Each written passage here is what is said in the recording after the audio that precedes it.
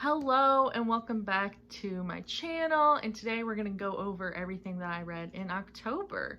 So the first book I read was called You Again by Kate Goldbeck. So this is about Ari and Josh, and they meet and they kind of instantly hate each other. Then they meet again after failed relationships and kind of cling together in like friendship. They watch late night movies, they argue, they go on IKEA trips and more.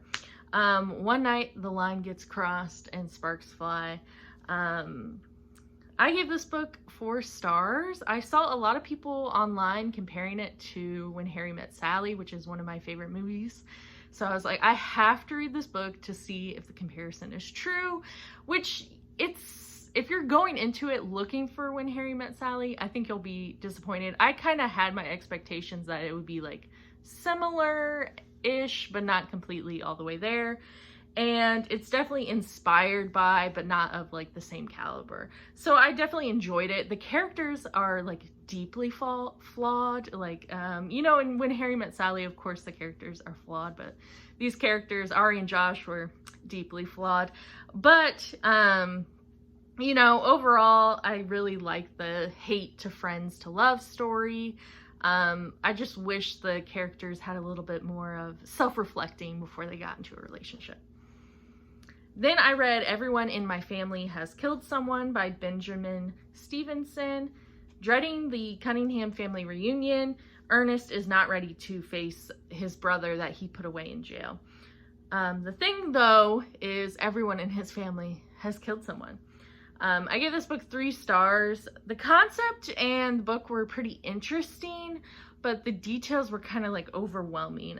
There were a lot of characters throughout the book, aunts, uncles, cousins, so it was almost like, who is who? I did feel like the reveal of the actual killer kind of was predictable towards the end, but overall I had a good time with it. I gave this book 3 stars. Then I read The Drowning Woman by Robin Harding. Lee is living out of her car and hiding from her past. She sees a woman who is drowning or attempting to drown herself, and she rescues her. And the woman's name is Hazel. She's trapped in an abusive relationship and just wants out. She asks Lee to help her escape, and Lee soon realizes that Hazel is not telling her everything about her circumstances. I gave this book 4 stars. We actually read it for my family's book club.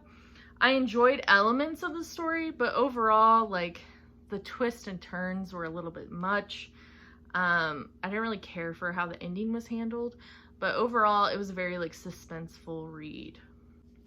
Then I read Wrong Place, Wrong Time by Gillian McAllister. Jen anxiously awaits for her son Todd to return home on the night of Halloween. Jen watches him arrive at home and sees a stranger following him. Well, this is a slight spoiler, but she watches her son stab the stranger. After her son's taken into custody, Jen falls asleep basically in despair. When she wakes up, it's the day before. So kind of like a time loop. And each morning she wakes up, she's further in the past, and she's trying to figure out what led up to her son stabbing this person, if her son knows this person, how it's all related. I gave this book 5 stars. I'm not doing the greatest job of explaining it because I don't want to give anything away, because I think the way the story is handled is really well done.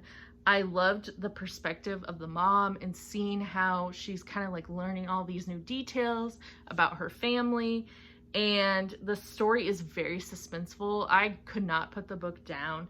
I did kind of like towards the end of the book, I was like kind of starting to put together like what the ending would be, but ultimately I loved the way how the book ended. I liked how all the twists worked out, and I would strongly recommend Wrong Place, Wrong Time. Then I read Killing Trail by Margaret Mitsushima.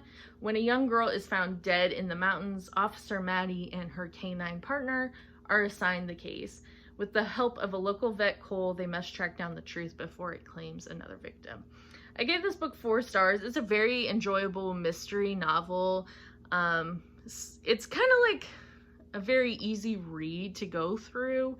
The small town setting is really nice. It's not like super anything groundbreaking. This was another one that we read for book club, so you know, it was a good read. I really did enjoy it. It is a longer series, and I did read the sequel as well. And the sequel is called Stalking Ground by Margaret Mitsushima. When Chief Deputy Ken Brody's girlfriend goes missing, Deputy Maddie Cobb and her canine are called to search. A winter storm is coming, and they find themselves in the killer's stalking ground. Again, I gave this 4 stars. I think it was a solid follow-up to the first book, but I feel like the writing was better in the first book. And I was going to continue on with the series. I started reading the 3rd one, and I don't know, the character felt like a little off. So I was like, you know what? I'm just going to stick with the first 2. Especially my family's book club hasn't met yet. So I was like, maybe I shouldn't read a whole lot more so I can remember the first book that we were supposed to read. Then I read Long Way Down by Jason Reynolds. Will has a gun shoved in the back waistband of his jeans and knows that he will avenge his brother's death. He's on the way to do so, but he gets in the elevator in his building. As it goes down, people, basically ghosts, come in, and they're all connected to his brother and kind of forewarn him of what might happen. I give this book 4 stars. It's more like a poetry book. It's very easy to read. My coworker gave it to me, and it was filled with such like powerful language and structure. I almost wish it was longer in times, and the way the book ends, you're just like, ah, that's it, and you just kind of want more. But overall, it was a very like strong read.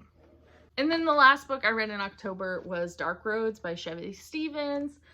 This is a reread for me. I think I read this either last year or the year before, but I took it camping with me and read it, so it was very like atmospheric for October camping. But anyway, the book, so for decades, people have been warned about the Cold Creek Highway and the hitchhikers who have vanished from it.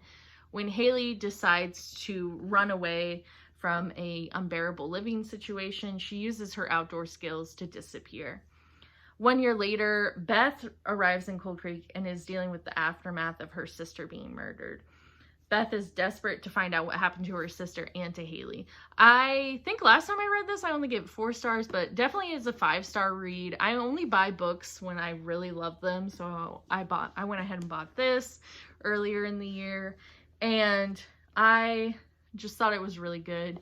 And I will say, one of the character Beth is not my favorite character, but almost when a character is annoying, I'm like, that's a sign of good writing to me. If I'm annoyed by a fictional character, then you're doing a good job as a writer.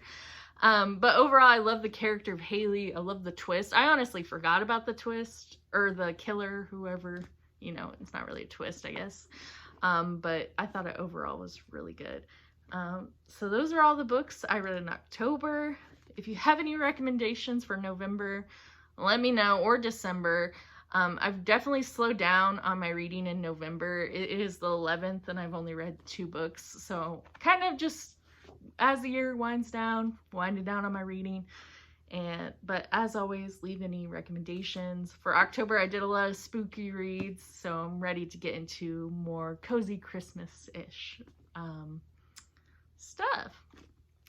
But thank you as always for watching, and see you next time.